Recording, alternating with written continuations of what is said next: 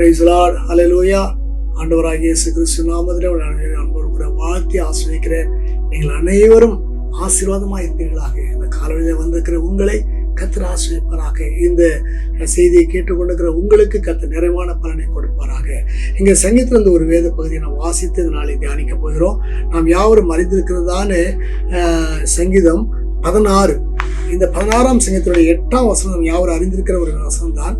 கர்த்தரை எப்பொழுதும் எனக்கு முன்பாக வைத்திருக்கிறேன், அவரின் வலது பார்சத்தில் இருக்கிற அப்படின்னாலே நான் என்ன செய்யப்படுறதுல அசைக்கப்படுவதில்லை என்று சொல்லுகிறார். அருமையான தேவ பிள்ளையே, நம்முடைய ஆண்டவராகிய தேவன் நம்மை எவ்வளவாய் நேசிக்கிறார் தெரியுமா? இந்த சங்கீதக்காரன் 1ஆம் வசனம் சொல்லுகிறார், தேவனே என்னை காப்பாற்றும், உண்மை நம்பியிருக்கிறேன் என்று சொல்லுகிறார். அருமையான தேவ பிள்ளையிலே, அவருடைய சமூகத்தை தன்னை தாழ்த்தின அப்படின்னால அவர் சொல்லுகிறார் பாருங்க, இன்னொரு காரியத்தை சொல்லுகிறார், எப்போது எனக்கு முன்பாக வைத்திருக்கிறேன். எப்பொழுதும். எலியா கூட சொல்லுவார், நான் கர்த்தருக்கு முன்பாக நிற்கிறேன் நான் என்று சொல்லுகிறார். அப்படி என்றால் நான் எப்போது கர்த்தருக்கு முன்பாக நிற்கிறவனா இருக்கிறேன் என்று எலியா சொல்லுகிறார். அதே போல இன்றைக்கு தாவீது சொல்லுகிறார், எனக்கு முன்பாக கர்த்தரைத்தான் வைத்திருக்கிறேன், அவர் என்னுடைய வலது பார்சத்துல இருக்கிறபடினால நான் என்ன செய்யப்படுவதில்லை, அசைக்கப்படுவதில்லை. தேவ பிள்ளையே, இன்னைக்கு பலர் பலவிதமான பிரச்சனைகளை கொண்டு வந்து, போராட்டத்தை கொண்டு வந்து நம்மை அசைத்து பார்க்க விரும்புகிறார்கள். ஆனால் கர்த்தர் நம்முடைய வலது பார்சத்துல இருப்பார் என்று சொன்னால் நிச்சயமாக ஒருவரால் நம்மை அசைக்க முடியாது. ஏனென்றால் சங்கீதக்காரர் 112 சொல்ல, நான் அதிகமாக அசைக்கப்படுவதில்லை என்று சொல்லுகிறார். 112ஆம் சங்கீதத்துல வாசிக்கிறோம்.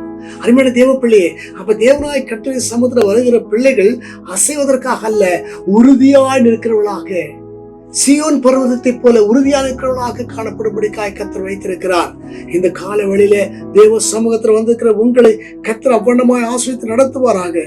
ஏனென்றால் அவர் எப்போதும் நமக்கு முன்பாக, உங்களுக்கு முன்பாக, எனக்கு முன்பாக இருக்கட்டும்.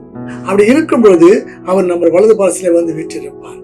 அப்படி வீற்றிருக்கும் போது நம்ம யாராலும் அசைக்க முடியாது. ஏனென்றால் நாம் கர்த்தருடைய பாதுகாப்பின் வளையத்திலே காணப்படுகிறோம். அப்படின்னாலே நம்ம ஒருவரால் அசைக்க முடியாது நம்ம அறிந்திருக்கிறோம். ஆனால் இந்த காலங்களில் தேவ சமூக ஒப்பு கொடுத்து நீங்கள் இதுவரைக்கும் எதையெல்லாம் முன்பாக வைத்திருந்திருக்கலாம், உலகத்தை முன்பாக வைத்திருந்திருக்கலாம். ஆனால் நீங்க செய்ய வேண்டிய காரியம் என்ன? நீங்கள் தேவ சமூகத்தில் செய்ய வேண்டிய முக்கியமான ஒரு காரியம், கர்த்தரை முன்பாக வைத்துக் கொள்ளுங்கள். நீங்கள் அசைக்கப்படாமல் இருப்பீங்கள். கர்த்தர் உங்களை ஆசீர்வாதம் நடத்துவாராக. ஆமென். பரலோக தகப்பனே, உங்களுக்கு நன்றி செலுத்துகிறோம். எங்கள் ஆண்டவராகிய தேவனுடைய சமூகம் இந்த காலவெளியில வந்திருக்கிற எங்கள் தேவ பிள்ளைகளை கர்த்தர் நாமத்தினால ஆசீர்வதிக்கிறாங்க. தாவே, இதுவரைக்கும் அவருடைய வாழ்க்கையில யாரையோ எதையோ முன்பாக வைத்து கடந்து போயிருக்கிறாள் ஆண்டவரே. இனி அப்படி அல்ல, உண்மை மாத்திரமே முன்பாக வைக்க போகிறபடினால அவளை அசைக்க விடாதபடிக்கு பாதுகாக்க நீர் போதுமான கர்த்தரா இருக்கிற தயவருக்காய் ஸ்தோத்திரம். அவளை காப்பாற்றுகிற தேவன் நீர்தான் ஆண்டவரே. அதற்காக நன்றி செலுத்துகிறோம். கருத்துல இவளை ஒப்பு கொடுத்து நான் ஜெபிக்கிறேன். அந்த கால ஆசீர்வாதங்களை தேடி வருவதாக நாமத்தை மையப்படுத்திக் கொள்ள முடியாது துதிக்கிறேன். இயேசு நாமத்தில் வேண்டிக் கொள்கிறேன் பிதாவே. ஆமென். ஆமென். கர்த்தர் உங்களை ஆசீர்வதிப்பாராக. God bless you.